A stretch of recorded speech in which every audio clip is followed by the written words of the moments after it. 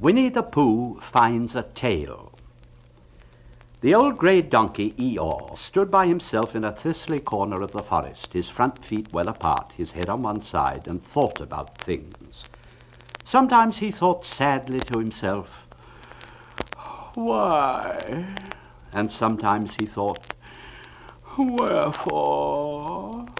And sometimes he thought, "Inasmuch as which."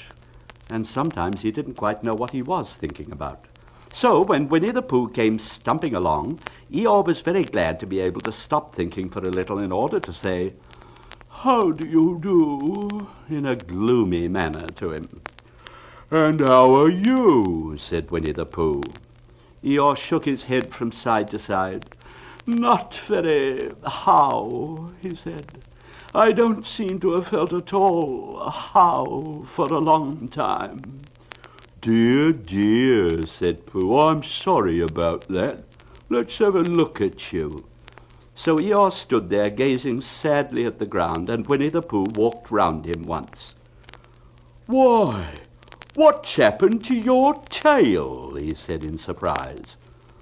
"What has happened to it?" said Eeyore. "It isn't there." "Are you sure?" "Well, either a tail is there or it isn't there. You can't make a mistake about it, and yours isn't there." "Then what is?" "Nothing." "Let's have a look," said Eeyore, and he turned slowly round to the place where his tail had been a little while ago, and then finding that he couldn't catch it up, he turned round the other way until he came back to where he was at first, and then he put his head down and looked between his front legs. And at last he said with a long, sad sigh, "I believe you're right." "Of course I'm right," said Pooh. "That accounts for a good deal," said Eeyore gloomily. "It explains everything. No wonder." "You must have left it somewhere," said Winnie-the-Pooh. "Somebody must have taken it," said Eeyore. "How like them," he added after a long silence. Pooh felt that he ought to say something helpful about it, but didn't quite know what, so he decided to do something helpful instead. "Eeyore," he said solemnly, "I, Winnie-the-Pooh, will find your tail for you." "Thank you, Pooh," answered Eeyore. "You're a real friend." "Not like son," he said. So Winnie-the-Pooh went off to find Eeyore's tail. It was a fine spring morning in the forest as he started out. Little soft clouds played happily in a blue sky, skipping from time to time in front of the sun as if they'd come to put it out, and then sliding away suddenly so that the next might have his turn. Through them and between them the sun shone bravely, and a copse, which had worn its furs all the year round, seemed old and dowdy now beside the delicate green lace of the beeches, newly dressed after their winter sleep. Through copse and spinney marched Bear, down open slopes of gorse and heather, over rocky beds of streams, up steep banks of sandstone into the heather again, and so at last, tired and hungry, to the 100-acre wood, for it was in the 100-acre wood that Owl lived. "And if anyone knows anything about anything," said Bear to himself, "it's Owl who knows something about something," he said. "Or my name's not Winnie-the-Pooh," he said, "which it is," he added, "so there you are."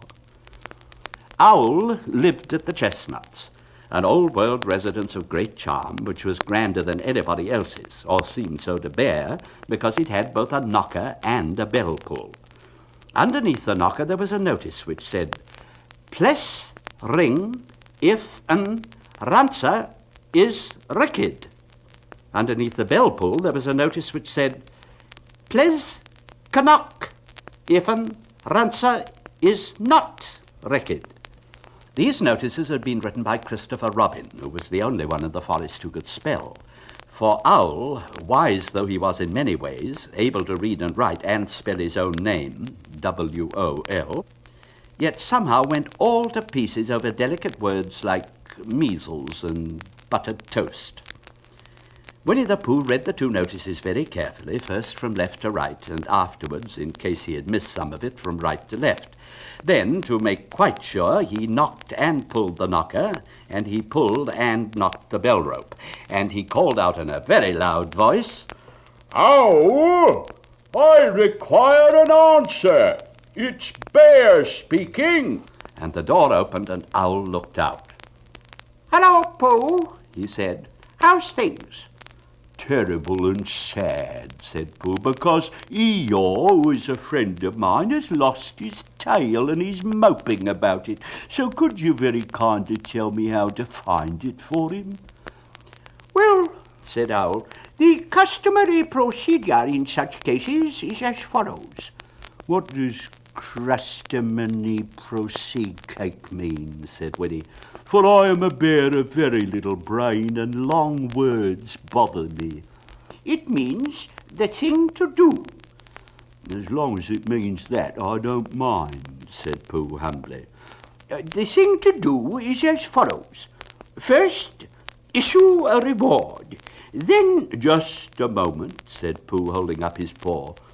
"What do we do to this, what you were saying? You sneezed just as you were going to tell me."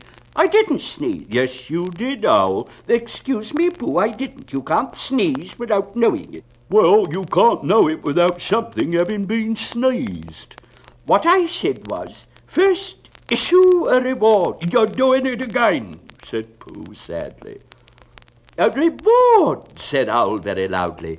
"We write a notice to say that we will give a large something to anybody who finds Eeyore's tail." I see, said Pooh, nodding his head. "You're talking about large somethings," he went on dreamily. "I generally have a small something about this time in the morning." And he looked wistfully at the cupboard in the corner of Owl's parlour.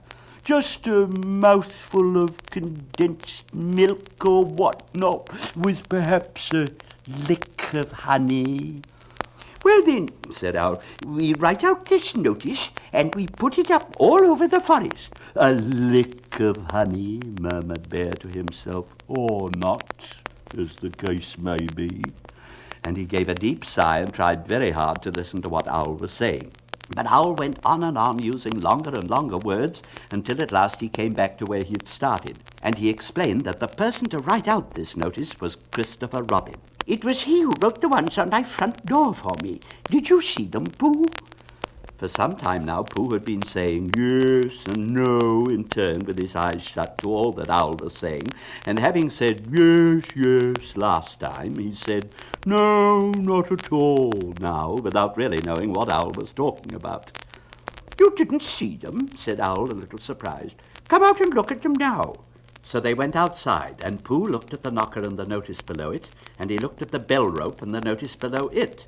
And the more he looked at the bell rope, the more he felt that he'd seen something like it somewhere else sometime before.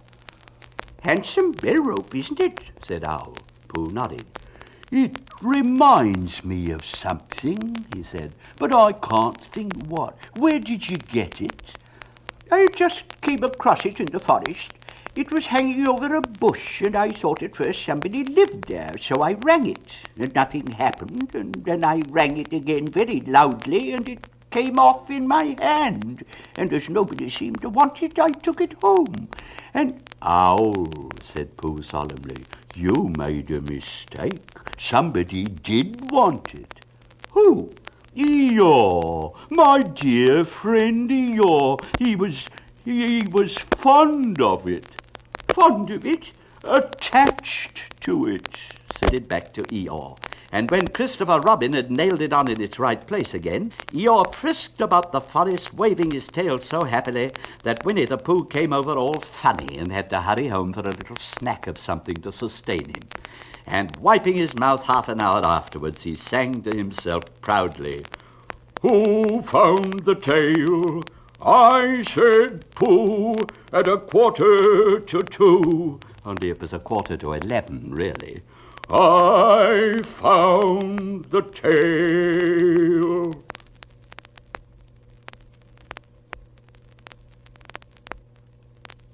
The Heffalump.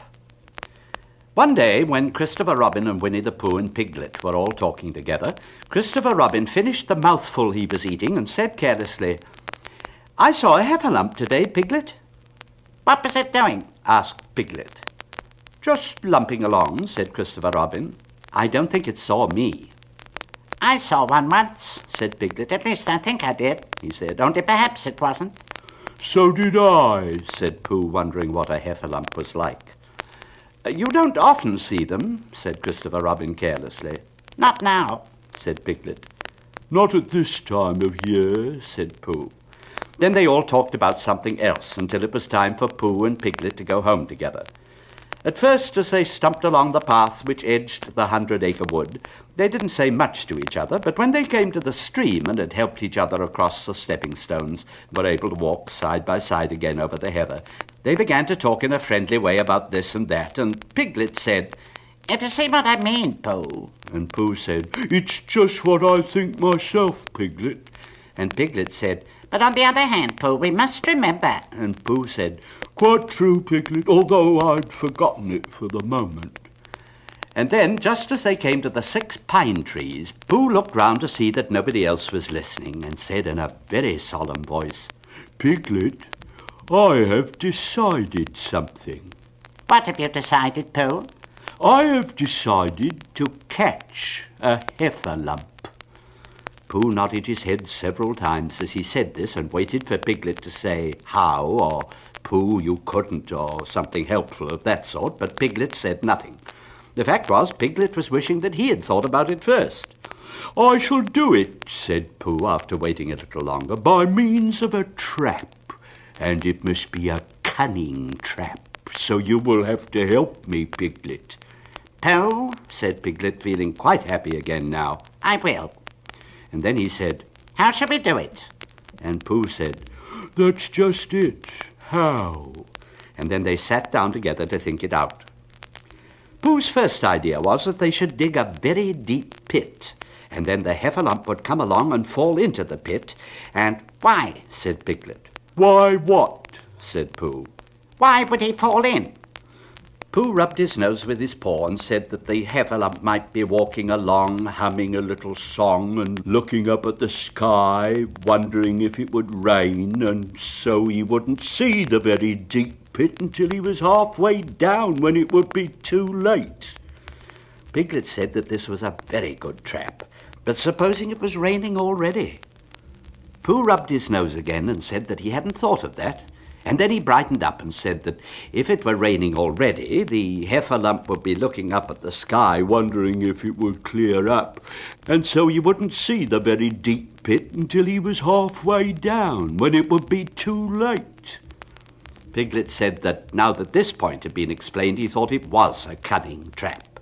Pooh was very proud when he heard this, and he felt that the Heffalump was as good as caught already.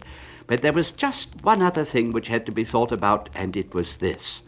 Where should they dig the very deep pit?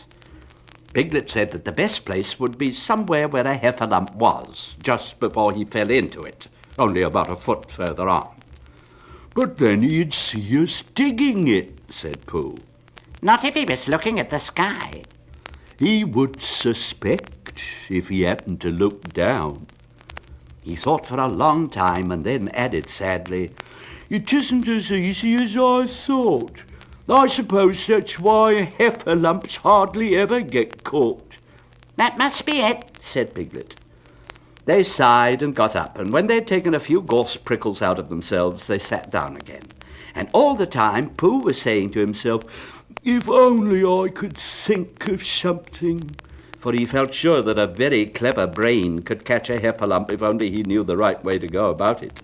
"Suppose," he said to Piglet, "you wanted to catch me. How would you do it?" "Well," said Piglet, "I should do it like this. I should make a trap, and I should put a jar of honey in the trap, and you would smell it, and you'd go in after it, and and I would go in after it," said Pooh excitedly, "only very carefully so as not to hurt myself, and I would get to the jar of honey, and I should lick around the edges first of all, pretending there wasn't any more, you know, and then I should walk away and think about it a little, and then I should come back and start licking in the middle of the jar, and then—" Yes, well, never mind about that. There you'd be, and there I should catch you. Now, the first thing to think of is, what do Heffalumps like? I should think acorns, shouldn't you? We'll get a lot of, I say, wake up, Pooh. Pooh, who had gone into a happy dream, woke up with a start and said that honey was a much more trappy thing than acorns. Piglet didn't think so, and they were just going to argue about it when Piglet remembered that if they put acorns in the trap, he'd have to find the acorns. But if they put honey, then Pooh would have to give up some of his own honey. So he said, "All right, honey then." just as Pooh remembered it too and was going to say, "All right, acorns." "Honey," said Piglet to himself in a thoughtful way, as if it were now settled. "I'll dig the pit while you go and get the honey." "Very well," said Pooh, and stumped off. As soon as he got home, he went to the larder, and he stood on a chair and took down a very large jar of honey from the top shelf. It had Hunny written on it, but just to make sure, he took off the paper cover and looked at it, and it looked just like honey. "But you never can tell," said Pooh. "I remember my uncle saying once that he had seen cheese just this colour." So he put his tongue in it and took a large lick. "Yes," he said, "it is. No doubt about that. And honey, I should say, right down to the bottom of the jar. Unless, of course," he said, "somebody put cheese in at the bottom just for a joke. Perhaps I'd better go a little further, just in case Heffalumps don't like cheese, same as me." And he gave a deep sigh. "I was right, it is honey, right the way down." Having made certain of this, he took the jar back to Piglet, and Piglet looked up from the bottom of his very deep pit and said, "Got it?" And Pooh said, "Yes, but it isn't quite a full jar." And he threw it down to Piglet, and Piglet said, "No, it isn't. Is that all you've got left?" And Pooh said, "Yes," because it was. So Piglet put the jar at the bottom of the pit and climbed out, and they went off home together. "Well, good night, Pooh," said Piglet when they had got to Pooh's house. "and we meet at 6 o'clock tomorrow morning by the pine trees and see how many Heffalumps we've got in our trap." 6 o'clock, Piglet. And have you got any string? "No. Why do you want string?" To lead them home with. "Oh, I think Heffalumps come if you whistle." Some do and some don't. You never can tell with Heffalumps. "Good night." And off Piglet trotted to his house, Trespassers W, while Pooh made his preparations for bed. Some hours later, just as the night was beginning to steal away, Pooh woke up suddenly with a sinking feeling. He'd had that sinking feeling before, and he knew what it meant. He was hungry. So he went to the larder, and he stood on a chair and reached up to the top shelf and found nothing. "That's funny," he thought. "I know I had a jar of honey there. A full jar, full of honey right up to the top. And it had Hunny written on it so that I should know it was honey. That's very funny." And then he began to wander up and down, wondering where it was and murmuring a murmur to himself like this. "It's really very funny, 'cause I know I had some honey, 'cause it had a label on it saying honey. A galopsis full of pot too, and I don't know where it's got to.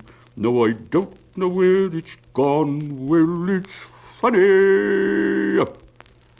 He had murmured this to himself 3 times in a singing sort of way, when suddenly he remembered he had put it into the cunning trap to catch a Heffalump. "Bother!" said Winnie-the-Pooh. "Blow!" said Winnie-the-Pooh. "It all comes," he said, "of trying to be kind to Heffalumps." And he got back into bed. But he couldn't sleep. The more he tried to sleep, the more he couldn't. He tried counting sheep, which is sometimes a good way of getting to sleep, and as that was no good, he tried counting Heffalumps, and that was worse, because every Heffalump that he counted was making straight for a pot of Pooh's honey and eating it all. For some minutes he lay there miserably, but when the 587th Heffalump was licking its jaws and saying to itself, "Very good honey, this. I don't know when I've tasted better." Pooh could bear it no longer. He jumped out of bed, he ran out of the house, and he ran straight to the 6 pine trees. The sun was still in bed, but there was a lightness in the sky over the 100-acre wood, which seemed to show that it was waking up and would soon be kicking off the clothes. In the half-light, the pine trees looked cold and lonely, and the very deep pit seemed deeper than it was, and Pooh's jar of honey at the bottom was something mysterious, a shape and no more. But as he got nearer it, his nose told him that it was indeed honey, and his tongue came out and he began to polish up his mouth ready for it. "Bother!" said Pooh as he got his nose inside the jar. "A Heffalump has been eating it." Then he thought a little and said, "Oh, no, I did. I forgot." Indeed, he had eaten most of it, but there was a little left at the very bottom of the jar, and he pushed his head right in and began to lick. By and by, Piglet woke up. As soon as he woke, he said to himself, "Ow!" Then he said bravely, "Yes." And then he said still more bravely, "Quite so." But he didn't feel very brave, for the word which was really jiggetting about in his brain was Heffalumps. What was a Heffalump like? Was it fierce? Did it come when you whistled? And how did it come? Was it fond of pigs at all? If it was fond of pigs, did it make any difference what sort of pig? Supposing it was fierce with pigs, would it make any difference if the pig had a grandfather called Trespassers William? He didn't know the answer to any of these questions, and he was going to see his first Heffalump in about an hour from now. Of course, Pooh would be with him, and it would be much more friendly with two. But suppose Heffalumps were very fierce with pigs and bears. Wouldn't it be better to pretend that he had a headache and couldn't go up to the 6 pine trees this morning? But then suppose that it was a very fine day and there was no Heffalump in the trap. Here he would be in bed all the morning, simply wasting his time for nothing. What should he do? And then he had a clever idea. He would go up very quietly to the 6 pine trees now, peep very cautiously into the trap, and see if there was a Heffalump there. And if there was, he'd go back to bed, and if there wasn't, he wouldn't. So off he went. At first he thought that there wouldn't be a Heffalump in the trap, and then he thought that there would. And as he got nearer, he was sure that there would, because he could hear it Heffalumping about like anything. "Oh dear, oh dear, oh dear," said Piglet to himself, and he wanted to run away, but somehow, having got so near, he felt that he must just see what a Heffalump was like. So he crept to the side of the trap and looked in. And all this time, Winnie-the-Pooh had been trying to get the honey jar off his head. The more he shook it, the more tightly it stuck. "Bother!" he said inside the jar, and "Oh, help!" mostly, "Ow!" and he tried bumping it against things, but as he couldn't see what he was bumping it against, it didn't help him. And he tried to climb out of the trap, but as he could see nothing but jar, and not much of that, he couldn't find his way. So at last he lifted up his head, jar and all, and made a loud roaring noise of sadness and despair. And it was at that moment that Piglet looked down. "Help, help!" cried Piglet. "A Heffalump! A horrible Heffalump!" And he scampered off as hard as he could, still crying out, "Help, help, a horrible Heffalump! Half a horrible Heffalump! A horrible Heffalump!" And he didn't stop crying and scampering until he got to Christopher Robin's house. "Whatever's the matter, Piglet?" said Christopher Robin, who was just getting up. Hef, said Piglet, breathing so hard he could hardly speak. A heffalump. Where? Up there, said Piglet, waving his paw. What did it look like? It had the biggest head you ever saw, Christopher Robin. A great, enormous thing, like nothing. A huge, big, I don't know what, like an enormous, big nothing, like a moon. Well, said Christopher Robin, putting on his boots, I shall go and look at it. Come on. Piglet wasn't afraid if he had Christopher Robin with him, so off they went. I can hear it, can't you? Said Piglet anxiously as they got near. I can hear something, said Christopher Robin. It was Pooh, bumping his head against a tree root he had found. There, said Piglet, isn't it awful? and he held on tight to Christopher Robin's hand. Suddenly Christopher Robin began to laugh, and he laughed and he laughed and he laughed. And while he was still laughing, crash went the Heffalump's head against the tree root, smash went the jar, and out came Pooh's head again.